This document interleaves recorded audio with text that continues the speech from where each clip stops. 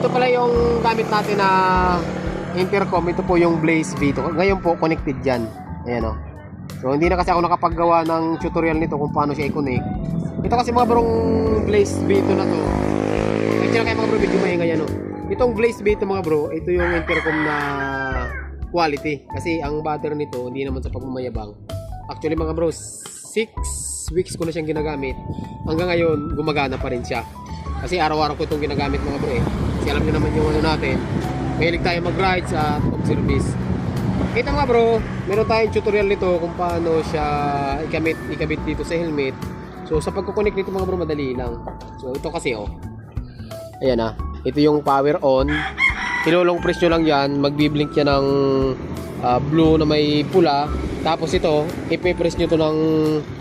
Hindi, gagawa ko na mas maliwanag na tutorial para ano. Kasi dito mga bro, medyo may ngay dito eh. Ito kasi mga bro, ang intercom na ito ay pwede kayo dito mag-usap habang nakikinig ng music. Meron siyang music sharings. Okay?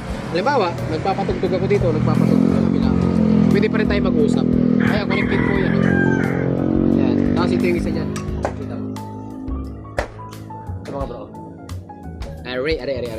Yan. Ito yun. Kita nyo? Kita ba? Sa camera. Nagbiblink niya ng green. Ibig sabihin niya connected. Connected yung dalawang intercom.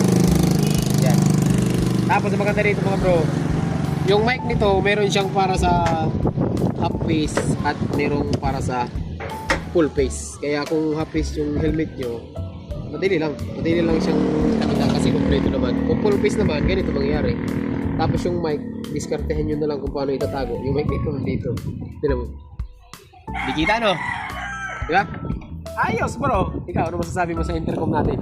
Tunay kaya? Tunay. Ha? Maganda kaya? Yeah mga bro. Napakalakas pati ng music nito pagka nagpatugtog kayo. Napakalakas po yan. Driver lang ito yung pangit. Driver ito mga bro. Magandang intercom, driver ang pangit. Yeah mga bro, sa mga gusto mag-order nito, yan po sa Yellow Basket, check out nyo na lang.